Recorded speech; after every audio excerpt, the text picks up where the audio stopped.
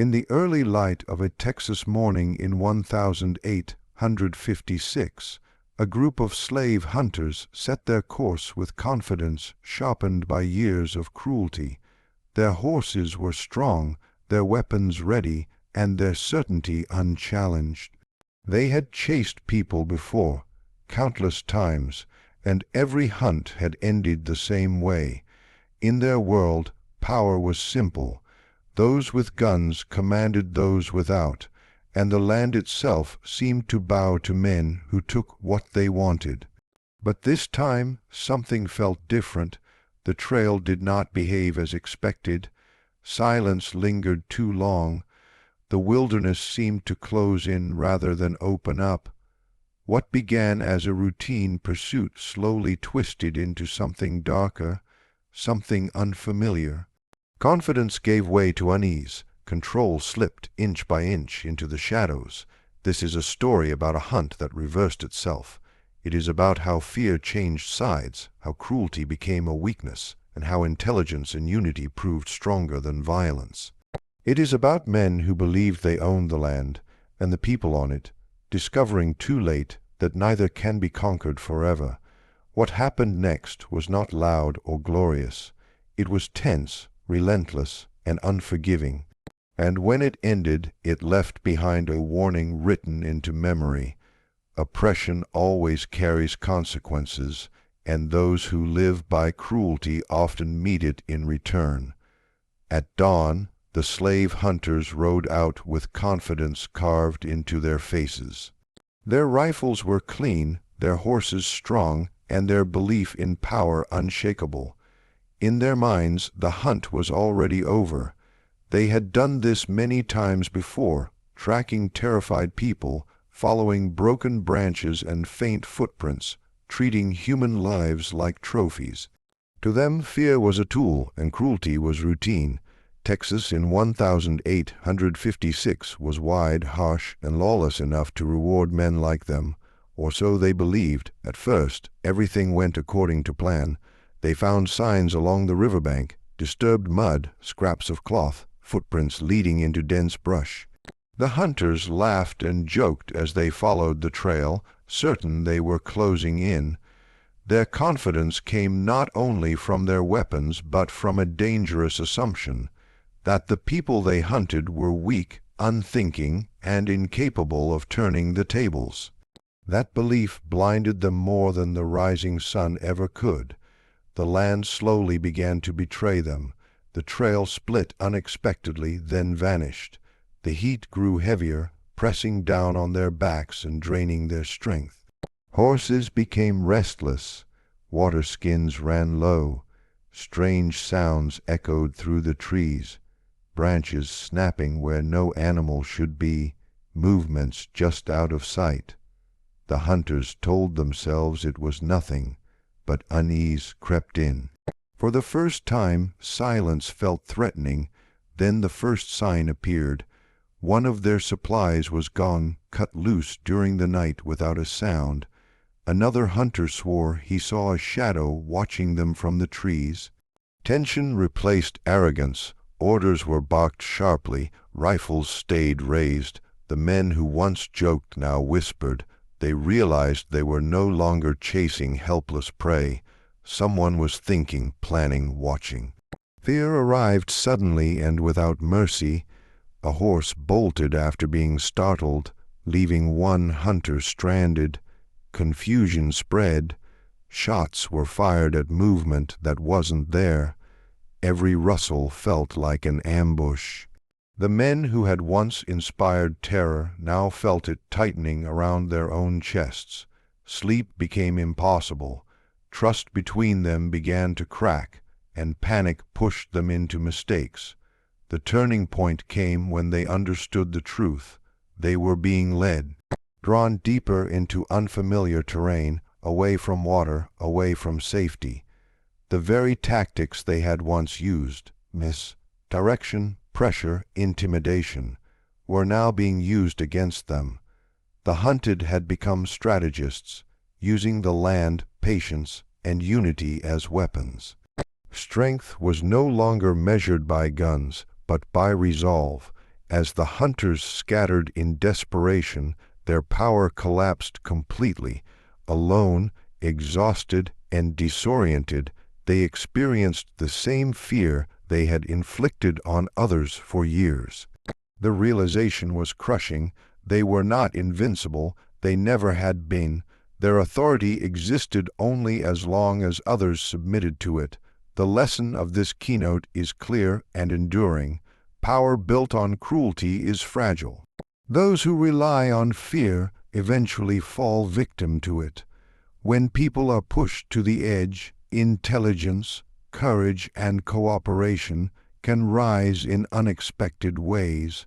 Hunters turned hunted is not just a reversal of roles.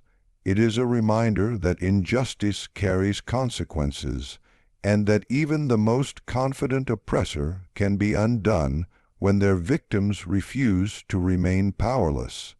The slave hunters believed they knew the land.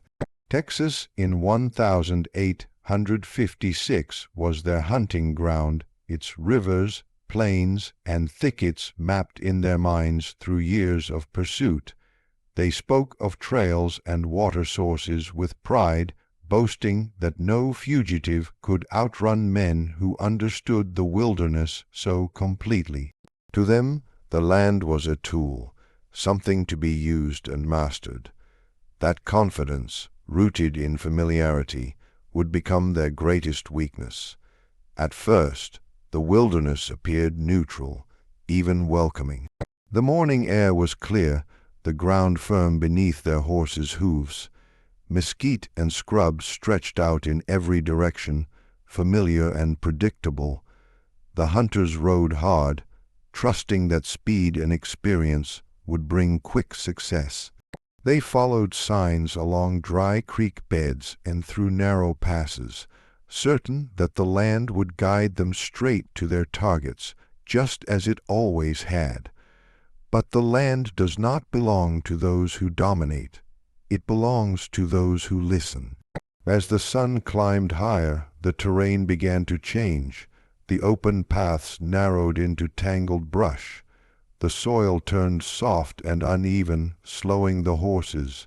Heat shimmered in waves, distorting distance and direction. What had once felt familiar now felt subtly wrong. Landmarks blurred. The hunters argued over which path to take, each convinced the land still favored him. Water became the first quiet threat. Streams they expected to find were dry or reduced to muddy trickles. Wells marked on memory alone failed to appear. Their water skins grew lighter, and thirst sharpened tempers. The wilderness did not attack openly, it simply withheld what they needed. Each mile drained their strength and confidence, turning arrogance into frustration. Night brought no relief. The land changed again under darkness. Sounds multiplied, wind in the grass, distant animal calls, branches shifting. Every noise felt deliberate, as if the wilderness itself were watching. Fires were risky, yet without them the cold crept in, biting at sweat, soaked skin. Sleep came in short, uneasy fragments. The men who once rested easily on open ground now woke at every sound, hands tightening around rifles. The terrain began to work against them in more deliberate ways. Trails split and rejoined unpredictably, leading them in circles. Thick undergrowth tore at clothing and skin, slowing progress and leaving marks that made retreat harder. Horses stumbled on rocky ground, one throwing a rider who was injured badly enough to slow the group. Each setback felt personal, as if the land were responding to their presence with quiet resistance. Emotionally, the shift was profound. Confidence turned into irritation, then into doubt. The hunters had always believed fear belonged to others, to those running, hiding, and begging. Now fear settled into their own chests, steady and heavy. They questioned their decisions, their leadership, even their understanding of the land they once claimed as their ally. Pride made it difficult to admit they were lost, but reality made denial impossible. Meanwhile, the wilderness offered protection to those who understood it differently. Dense brush provided cover, shifting winds carried scents away, elevated ground allowed careful observation. The land did not choose sides, but it rewarded patience, humility, and awareness. Those who moved quietly, who respected the terrain's rhythms, found ways to survive within it. Those who tried to force it found only resistance. The hunters' attempts to regain control only deepened their trouble. They pushed harder, riding longer hours, ignoring signs of exhaustion. This aggression mirrored how they treated people, through domination rather than understanding. The land answered with more obstacles, sudden storms that turned paths into mud, insects that swarmed relentlessly, heat that pressed down like a weight. Every element compounded their mistakes. As days passed, desperation replaced strategy. The men scattered to cover more ground, breaking the unity that once made them strong. Alone, each hunter felt the full power of the environment. Without shared knowledge or support, the wilderness became vast and unforgiving. Familiarity no longer mattered. Experience could not substitute for humility. The land demanded respect, and it took payment from those who refused to give it. The emotional collapse was as severe as the physical one. Panic led to poor choices, firing at shadows, wasting ammunition, pushing forward without rest. Trust eroded. Blame replaced cooperation. The land did not need to attack. It simply allowed human weakness to surface. Exhaustion clouded judgment, and fear magnified every mistake. Eventually, the hunters understood the truth they had long ignored. The wilderness had never been theirs to command. Their sense of ownership was an illusion built on violence and habit. When stripped of that illusion, they were just men tired, lost, and vulnerable, no different from those they once chased. The land revealed this truth without words, using time, distance, and silence as its weapons. The lesson of "The Land Strikes Back" is both simple and powerful. Arrogance blinds while respect sharpens awareness. Power gained through force collapses when conditions change. The natural world does not respond to cruelty or entitlement. It responds to understanding. Those who believe they control everything are often the least prepared when control slips away. In the end, the Texas wilderness became more than a setting. It became a force that exposed moral and emotional weakness. By turning familiarity into danger and confidence into liability, the land showed that true strength lies not in domination, but in humility, adaptability, and respect. The silent weapon was not the heat, the brush, or the darkness alone. It was the hunter's refusal to see the land and the people within it as anything other than something to conquer. At the beginning of the manhunt, fear had a clear owner. It belonged to the hunted, to those running through brush and shadow, listening for hoofbeats and gunfire, knowing capture meant suffering. The slave hunters thrived on that fear. They believed it was proof of their power, something they controlled as easily as their weapons. Terror, to them, was not an emotion to be felt, but a tool to be used. As long as fear lived in others, they believed they were untouchable.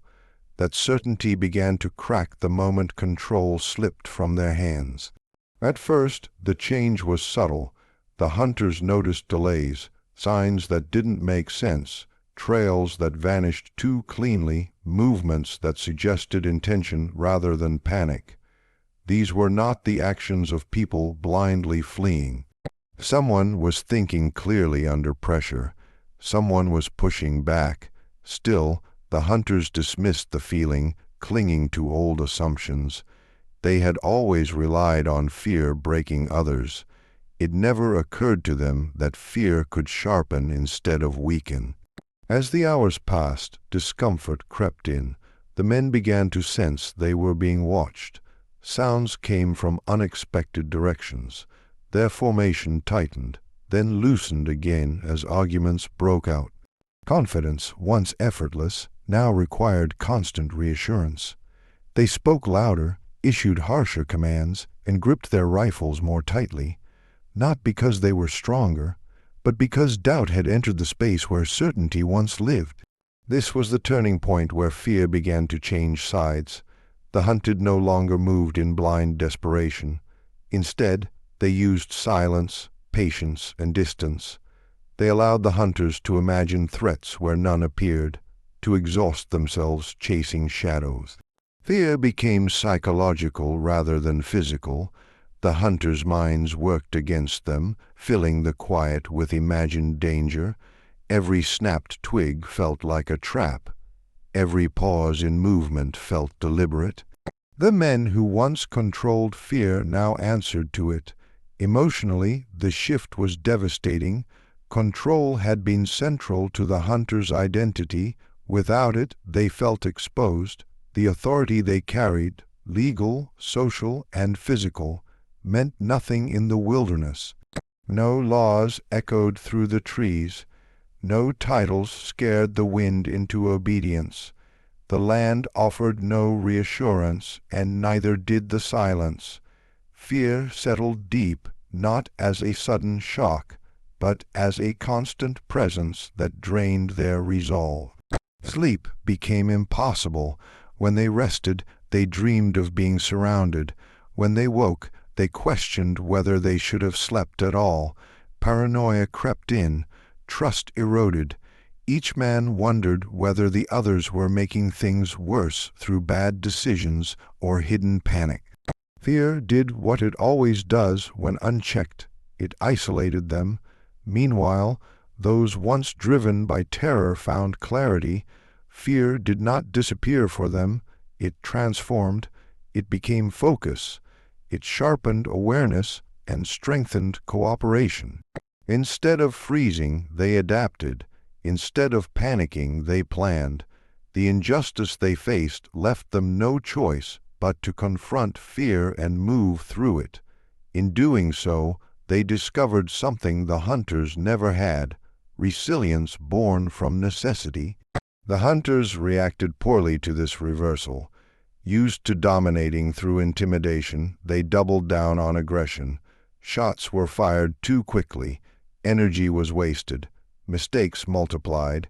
Fear made them reckless, not careful. The harder they tried to regain control, the faster it slipped away. Power built on terror requires submission to function. Once submission ends, that power collapses. One by one, the signs became undeniable. Men hesitated before advancing. Orders were questioned. Some wanted to retreat, others to push forward blindly. The unity that once defined them fractured under pressure. Fear does not simply frighten. It reveals character. In this moment, it revealed how shallow their confidence had always been. The most profound emotional shift came with realization. The hunters understood, perhaps for the first time, what it meant to be hunted. Not just physically, but mentally, to measure every sound, to imagine the worst at every turn, to feel the weight of uncertainty pressing down with no promise of relief. The fear they had inflicted for years returned to them, not as punishment delivered by another person, but as a mirror. This realization did not bring empathy. It brought panic, and panic is fatal to control. Decisions made in fear are rarely wise. Routes chosen in haste led them deeper into danger. Separation followed, leaving individuals alone with their thoughts and dread.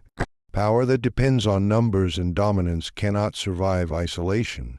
The hunted, by contrast, understood that fear could not be allowed to rule them. They moved with purpose, not rage. They let fear inform them without commanding them. This balance, acknowledging fear without surrendering to it, became their greatest strength.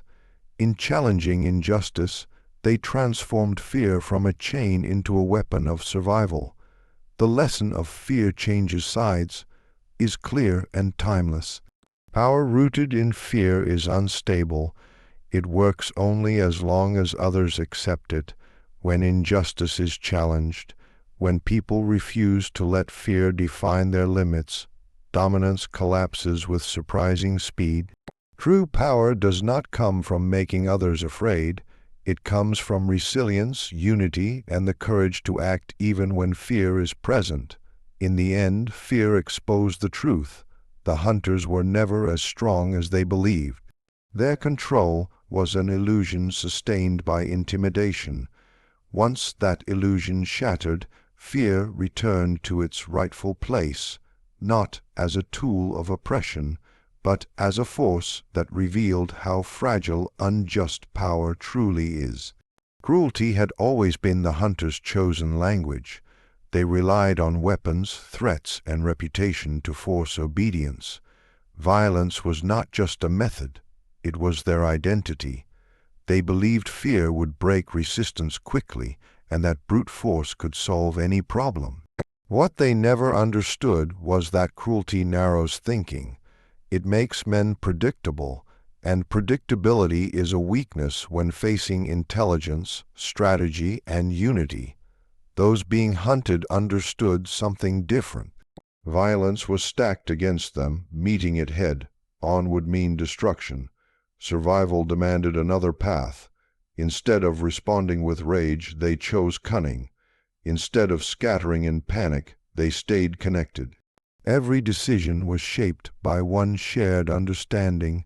Strength would come not from overpowering their enemies, but from outthinking them. The first signs of this shift were subtle. Trails appeared obvious, then vanished. Paths led the hunters toward difficult terrain while leaving safer routes untouched. Fires were never lit, voices never raised. Movement happened at moments when the wind carried sound away. Nothing about these choices was accidental. They reflected planning, patience, and cooperation, qualities cruelty never cultivates. Emotionally, this required immense discipline.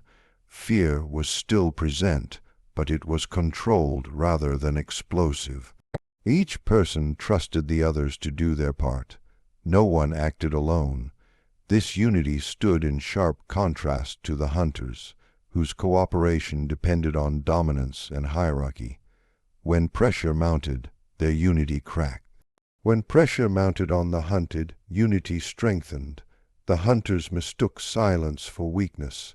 They pushed harder, riding faster, shouting commands, firing warning shots into empty spaces. This only revealed how little strategy guided their actions. Violence became a substitute for thought. Every loud move announced their position. Every rushed decision cost energy and clarity. Their cruelty made them loud, visible, and increasingly desperate. Meanwhile, intelligence reshaped the balance of power. The hunted used time as a weapon. They understood that exhaustion would do what guns could not. Short bursts of movement followed by long periods of stillness forced the hunters to stay alert constantly, draining them mentally and physically. Hunger, thirst, and fatigue dulled their reactions. The longer the pursuit lasted, the sharper the contrast became between thoughtful restraint and reckless aggression. One critical moment revealed the hunter's moral failure as clearly as their tactical one. When faced with uncertainty, they turned on intimidation. not just toward those they hunted, but toward each other. Accusations flew. Blame replaced coordination. Cruelty, once aimed outward, turned inward. A system built on fear cannot survive stress. It eats itself from the inside. The hunted, by contrast, showed moral strength through restraint. They avoided unnecessary harm. Their goal was not revenge, but survival and freedom. This clarity of purpose sharpened their decisions. Every action served a larger plan. No effort was wasted on ego or dominance. Where the hunters sought control, the hunted sought balance. As traps failed and ambushes never materialized, frustration overwhelmed the hunters. They could not understand why violence wasn't working. Their world, you allowed no space for the idea that intelligence and cooperation could defeat force. This blindness became fatal to their effort. They underestimated the very qualities that were undoing them. The emotional weight of this realization hit hard. For the first time, the hunters felt powerless without cruelty to lean on. Their weapons felt heavier, their threats hollow. Confidence drained away, replaced by fear and confusion. They were being defeated not by superior firepower, but by minds working together with purpose and discipline. The hunted experienced a different emotional transformation. Each successful evasion built confidence. Each mistake avoided reinforced trust. They began to see themselves not as victims reacting to danger, but as active agents shaping the outcome. Unity gave them courage. Strategy gave them hope. Intelligence gave them control over their fear. In the end, the hunters' failure was complete, not just because they lost control of the pursuit, but because their methods were exposed as fundamentally flawed. Cruelty had made them lazy thinkers. Violence had replaced wisdom. Their moral emptiness left them unable to adapt when force alone was no longer enough. The lesson of cunning over cruelty is powerful and enduring. Violence may intimidate, but it does not inspire loyalty or resilience. Intelligence adapts, strategy evolves, unity multiplies strength. When people work together with clarity and purpose, they can overcome even the most brutal systems stacked against them. Cruelty collapses under pressure because it depends on submission. Cunning survives because it depends on understanding. This keynote reminds us that true power is not found in how much harm one can inflict, but in how wisely one can act. When intelligence and unity replace fear and force, even the strongest oppressor is revealed to be fragile. The manhunt did not end with cheers or triumph. It ended quietly, scattered across the Texas wilderness, in broken plans and shattered certainty. What remained was not victory for the hunters, but a warning etched into memory, a lesson earned through suffering, fear, and irreversible consequence, a lesson written in blood. Does not mean spectacle or cruelty for its own sake. It means that actions driven by oppression leave marks that cannot be erased, and those marks eventually return to those who caused them. From the beginning, the hunters believed the world rewarded force. They had lived by cruelty so long that it felt normal, even justified. To them, power meant the ability to pursue, corner, and break others without consequence. Each successful capture reinforced the idea that fear protected them. Yet this time, the pursuit did not end as expected. Instead of submission, they met resistance shaped by intelligence, patience, and unity. With every mile, the imbalance between their belief and reality grew sharper. As the manhunt unraveled, consequences arrived one by one, not as sudden punishment, but as accumulated cost. Exhaustion weakened bodies, fear clouded judgment, Separation destroyed coordination. The tools of cruelty, threats, weapons, intimidation, proved useless against distance, silence, and time. The hunters did not fall all at once. They fell apart, each mistake built on the last, until control slipped beyond recovery. Emotionally, the collapse was devastating. Pride turned into disbelief. Disbelief hardened into panic. Panic stripped away the illusion of authority. For men who had defined themselves by dominance, this loss of control was unbearable. They were forced to confront a truth they had long denied. Power taken through violence is borrowed, not owned.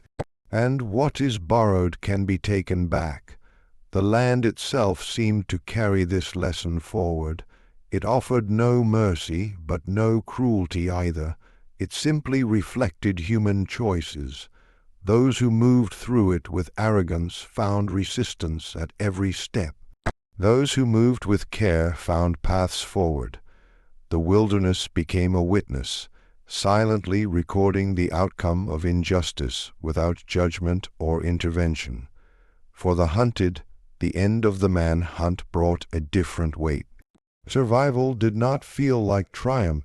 It felt like release mixed with grief. The fear they had carried did not vanish instantly. It lingered in shallow breaths and cautious glances, yet beneath it grew something new, the knowledge that oppression is not absolute, that systems built on cruelty can be challenged, that unity and resolve can bend even the most violent pursuit toward collapse. This emotional shift mattered deeply. It transformed identity. No longer defined solely by what they endured, they became defined by what they overcame. The experience carved resilience into them, not as a celebration of suffering, but as proof that dignity can survive even the harshest injustice. The hunter's downfall carried moral weight far beyond their failure. It exposed the emptiness at the core of oppression. Cruelty promises control but delivers isolation. It demands obedience but earns no loyalty. When challenged, it has nothing to fall back on but more violence. And when violence fails, there is nothing left. The phrase, written in blood, speaks to permanence. Not every lesson fades. Some are paid for with lives altered forever, with fear endured, with trust broken and slowly rebuilt. Oppression leaves scars on both sides. The oppressed carry pain, but the oppressor carries consequence. One side learns resilience, the other learns fragility. This ending was not about revenge, it was about reckoning. The hunters did not face justice through courts or crowds, but through reality itself. Their methods returned to them in transformed ways. Fear they once used now consumed them. Isolation they imposed now trapped them. The suffering they ignored now defined their outcome.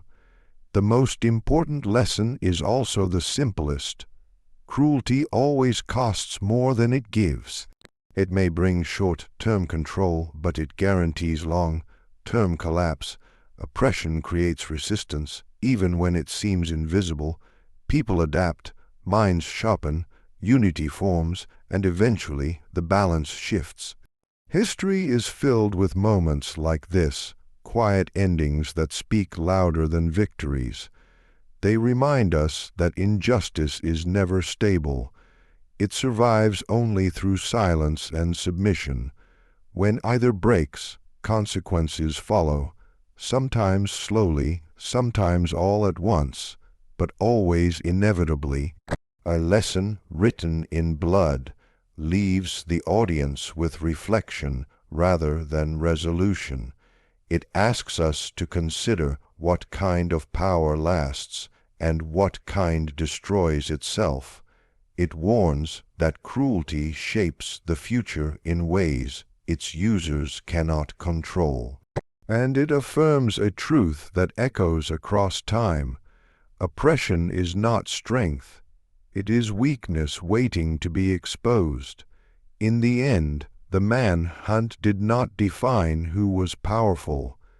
It revealed who was hollow, and that revelation, earned through suffering and endurance, became the final and lasting lesson, one that cannot be undone, only remembered. In the end, the manhunt did not conclude with victory for those who began it. It ended in silence, scattered across the unforgiving Texas land, where certainty had dissolved and arrogance had been stripped bare.